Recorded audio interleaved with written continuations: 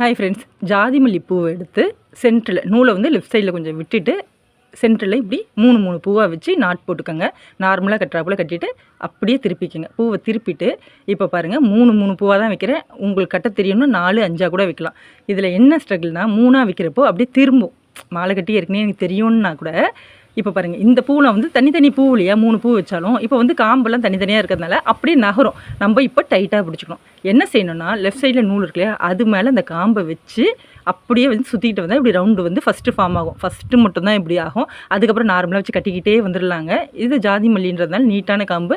மல்லிகைப்பூலாம் ஒன்று ஒன்றா வைக்கலாம். இது போல் பூவெல்லாம் வந்து ஒன்று ஒன்றா வச்சு ரொம்ப நேரம் ஆகும். அதனால் 3 பூவாக வச்சு நான் கட்டுறேன். இதுவே 4, 5 கூட வச்சு கட்டலாம். இப்போ வந்து நடுவில் வந்து இந்த ஆர்டிஃபிஷியல் ரோஸ் நான் வந்து கோல்டன் கலர் எடுத்திருக்கேன். இதை வந்து அப்படியே ஃபுல்லாக ரவுண்டாக வச்சும் கட்டலாம், இல்லை இப்படி ஒன்று ஒன்றா நடுவில் கொடுத்து கூட கட்டலாங்க. இது ரொம்ப அழகாக இருக்கும். ஒன்று ஒன்றா வைக்கிறப்போ பார்க்கவே யூனிக்காக இருக்கும். எவ்வளோ பெருசு வேணாலும் கட்டலாம். ப்ரைடலுக்குலாம் இது வந்து அவ்வளோ சூப்பராக இருக்கும். எதாவது ஃபங்க்ஷன் போகிறோன்னா நம்மளே வீட்டில் வந்து இதை ரெடி பண்ணிக்கலாங்க. பிடிச்சா லைக் பண்ணுங்கள், ட்ரை பண்ணி பாருங்கள். எல்லா பூவிலையும் இதை ட்ரை பண்ணலாம். கலர் கலராக வச்சு நம்மளே மேட்ச் பண்ணி பார்க்கலாங்க. ரொம்ப ஈஸியாக சிம்பிளாக புரிகிற பொருள் சொல்கிறேன் பாருங்கள். லெஃப்ட் சைடில் கொஞ்சம் நூலை விட்டுக்கோங்க.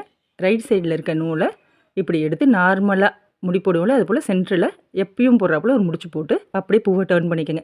இப்போ நூலை வந்து லெஃப்ட் சைடில் ஆள்காட்டி விரலும் கட்டை விரலும் பிடிச்சிருக்கோம் இல்லையா, அது மேலே காம்பை வச்சு நூலை சுற்றி ஃப்ரண்ட்டில் இப்படி எடுத்து 2 காம்புக்கு நடுவில் எடுத்துகிட்டு அந்த காம்பை லைட்டாக தள்ளி விடணும். பாருங்கள், புரிகிறப்படி தான் சொல்கிறேன். லெஃப்ட் சைடில் அந்த காம்பை அந்த நூல் மேலே வைக்கணும். அப்படியே ரைட் சைடில் நூலை எடுத்து அப்படியே ஒரு சுற்றி ஃப்ரண்ட்டில் அந்த காம்புக்கு நடுவில் எடுத்துகிட்டு அந்த காம்பை லைட்டாக அப்படியே தள்ளி விட்டுறணும். அவ்வளோதான். 5 பூ வச்ச உடனே அது அப்படியே அடியில் ரவுண்ட் ஃபார்ம் ஆகிடுச்சு இல்லையா.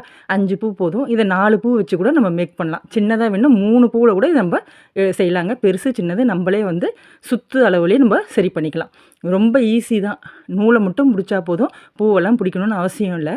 பாருங்கள், பார்க்க வந்து கொஞ்சம் அப்படியே எங்கேயும் சுற்றிக்கிட்டே வருது என்ன அப்படின்றா போல் இருக்கும். ஆனால் நீங்கள் ஒரு வாட்டி கட்டி பழகிட்டிங்கன்னா ரொம்ப ஈஸிப்பா. இதையா எவ்வளோ நேரம் கஷ்டப்பட்டோம் அப்படின்றா போல தான் இருக்கும். இப்போ இது வந்து பாருங்கள் 3 லேயர் ஃபார்ம் ஆகிடுச்சா. இதுக்கப்புறம் ஆர்டிஃபிஷியல் ஃப்ளவர் இருக்கு இல்லையா, அதை வைக்கலாம். நான் வந்து பேபி பிங்க் எடுத்திருக்கேன். ஏன்னா இது பார்க்க ரொம்ப அழகாக இருக்கும். இப்போ இந்த பூவுக்கெலாம் எவ்வளோ செலவாயிருக்கும்னு நினைக்கிறீங்க? மல்லிகைப்பூ 20 ரூபா. இப்போது இந்த ரோஸ் வைக்கிறோம்ல, இதுவும் ஒரு 20 ரூபா 30 ரூபா பேக்கெட் இருக்குது. நிறைய இருக்கும். நம்ம எத்தனை வாட்டி வேணால் யூஸ் பண்ணிக்கலாம். இதுவும் ஒரு 5 பூ வச்சுட்டு திரும்பவும் நம்ம மல்லி வச்சு இதை மேக் பண்ணலாம். இது கட்டிட்டு பார்க்குறப்போ அவ்வளோ அழகாக இருக்கும். எதாவது ஃபங்க்ஷன் போகிறோன்னா நம்ம வெளியில் காசு கொடுத்து வாங்கினா எவ்வளோ செலவாகும்.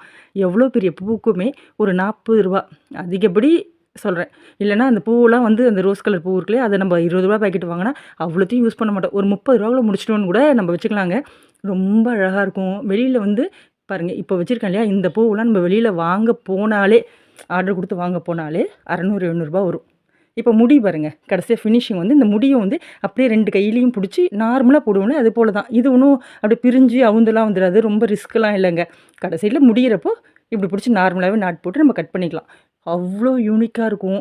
சின்னதாக வேணுனாலும் நம்மளே செஞ்சுக்கலாம், பெருசு வேணுனாலும் செஞ்சுக்கலாம். இன்னும் வேறு மாதிரி பூ வேணும்னாலும் எல்லா கலர்லேயும் அந்த ஆர்டிஃபிஷியல் ஃப்ளவர் கிடைக்கிது. பார்க்கவே அவ்வளோ அழகாக இருக்கும். சிம்பிள் தான், புரியுறபடி சொல்லியிருக்கேன்னு நினைக்கிறேன். ஜாதிமல்லி பூவை இது போல் ஓரளவுக்கு கோர்த்துக்கிறேங்க. நான் இப்போ வந்து சென்டரில் தான் ஜாதிமல்லி பூ வரா போல் பார்த்துருக்கேன். அடியிலையும் மேலேயும் ரோஸ் தான் வரணும். இப்போ வந்து நிறைய ஜாதிமல்லியை இது போல் நெருக்கமாகவே கோர்த்துட்டேன். அடியில் ரோஸ் எப்படி நான் கோர்த்தேன்னு சொல்கிறேன். இதுக்கு வந்து பெங்களூர் ரோஸ் சேர்த்திங்கன்னா இன்னும் அழகாக இருக்கும். ஏன்னா அது வந்து இந்த இதழே வந்து நல்ல அழுத்தமாக இருக்கும். நான் வந்து பன்னீர் ரோஜாவில் தான் செய்கிறேன். பன்னீர் ரோஜாவோட இதழ் வந்து மேலே இருக்கும்ல பெருசு, அதை மட்டும் எடுத்துகிட்டு இது போல் 2 மடித்து அந்த வெள்ளை பாகம் இருக்குல்லையே, அதை வந்து ஊசியில் கோர்க்குறா போல். சென்டர் வேணால் கார்னர்லேயே கோர்த்துக்கோங்க. கோர்த்துட்டு பார்க்குறப்போ அவ்வளோ அழகாக இருக்கும். அப்படியே கோன் போல் இருக்கும். அப்படியே சூப்பராக இருக்குங்க. இது வந்து சிம்பிளாக இருக்கா போல் இருக்கு இல்லையா, ஆனால் லுக்கு வேறு லெவலில் இருக்கும் பாருங்கள். பார்க்கவே அவ்வளோ அழகாக இருக்கும். நடுவில் வந்து ஜாதி மல்லி, முன்னையும் பின்னையும் ரோஸ் இப்படி கொடுத்து தலையில் வச்சா அவ்வளோ அழகாக இருக்கும். மொட்டாக இருக்கப்போ பார்க்க நல்லாயிருக்கு. பூத்தா எப்படி இருக்கும், மலர்ந்தாலும் எப்படி இருக்கும் காட்டுறதுக்கு தான் நான் மலர வச்சும் காட்டுறேன். பாருங்கள், அழகாக தான் இருக்கும். ஜாதி மல்லி ரோஸ் 2த்தையும் வச்சு இது போல் ஒரு வாட்டி பூவை கட்டி பாருங்கள். இப்போ வந்து ஜாதி மல்லியை ஊசியில் இது போல் கோர்த்துக்கங்க. அப்படியே இழுத்து விடுங்க. ஓரளவுக்கு இருந்தால் போதும். இதுக்கப்புறம் வந்து பன்னீர் ரோஜா எடுத்திருக்கேன். அதை வந்து பெரிய பெட்டல்ஸ் இருக்கும் இல்லையா, இந்த பெரிய இதழ் மட்டும் எடுத்துக்கோங்க. உள்ளே இருக்கிறது வேணாம், அது வேஸ்ட்டு தான். அதை வச்சாலும் நம்மளால் மடிக்க முடியாது. இப்போ இதை எடுத்துகிட்டு அதை எடுத்து வச்சுருங்க. வச்சுட்டு இப்போ பாருங்கள், வெளிப்பக்கமாக, உள்பக்கம் இல்லை, வெளிப்பக்கமாக கொஞ்சம் கலர் வந்து டார்க்காக இருக்கும் இல்லையா, அது வந்து திருப்பி இது போல் நல்லா 3 மடித்து வெள்ளை கலர் வந்து கார்னரில் வர போல் வச்சு அப்படியே சென்டரில் ஊசியை குத்தி இது போல் ரவுண்டாக மேக் பண்ணிக்கோங்க. இதை வந்து இப்போ ஜாதி மல்லி வச்சோம் இல்லையா, அதே அளவு வச்சாலும் சரி, கம்மியாக வச்சாலும் சரி வச்சுட்டு திரும்ப ஜாதி மல்லி ரோஜான்னு நம்ம கோர்த்துக்கிட்டே வந்தால் இது ஒரு யூனிக் லுக் கொடுக்கும். ரொம்ப அழகாக இருக்கும். மலர்ந்ததுக்கப்புறம் பார்த்தா கூட நல்லாயிருக்கும். பூவாகவும் இருக்கணும், அதே சமயம் ரொம்ப அழகாகவும் இருக்கணும். அப்படின்னா ஜாதி மல்லி பூவை ஓரளவுக்கு கோர்த்துட்டு நல்லா இழுத்து விட்டுருங்க. ரோஸ் இதழ் இருக்கும் இல்லையா, ரோஜா பூவோடது, அதை வந்து இது போல் 2 மடித்து ஒரு 3-4 வரிசை வைங்க. இது பார்க்கவே ரொம்ப அழகாக இருக்கும். ஆனால் சிம்பிள் தாங்க. கனகாமரமும் மல்லி இது போலலாம் காம்பினேஷன் கொடுத்து கட்டுவோம் இல்லையா, அது போல தான் இருக்கும். இது பார்க்கவே ரொம்ப அழகாக இருக்கும். சிம்பிள் தான், ரொம்ப ஈஸியாக செய்யலாம். ஆனால் லுக்கு வேறு லெவல் பண்ணும். பிடிச்சா லைக் பண்ணுங்கள், ரொம்ப பிடிச்சா ஹார்ட்டின் கொடுங்க. ட்ரை பண்ணி பாருங்கள். எல்லா பூவிலையும் இதை ட்ரை பண்ணி பார்க்கலாங்க.